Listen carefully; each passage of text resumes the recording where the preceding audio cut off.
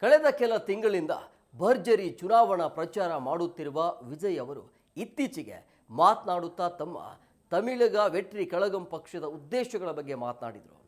ಮುಂದಿನ ವರ್ಷ ನಡೆಯಲಿರುವಂತಹ ಚುನಾವಣೆಗೆ ಪ್ರಣಾಳಿಕೆಯನ್ನು ತಯಾರು ಮಾಡ್ತಾ ಇದ್ದು ಮುಂದಿನ ವರ್ಷ ಅದನ್ನು ಬಿಡುಗಡೆ ಮಾಡೋದಾಗಿ ವಿಜಯ್ ಹೇಳಿದರು.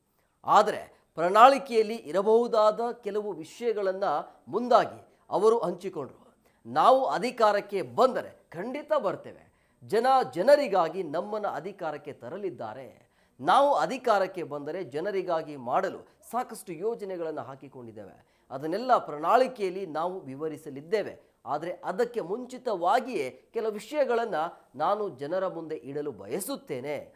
ನಾವು ಅಧಿಕಾರಕ್ಕೆ ಬಂದರೆ ಪ್ರತಿ ವ್ಯಕ್ತಿಗೂ ಇರಲು ಮನೆ ಹಾಗೂ ಆ ಮನೆಯಲ್ಲಿ ಮೋಟಾರ್ ಬೈಕ್ ಇರುವಂತೆ ಮಾಡ್ತೇವೆ.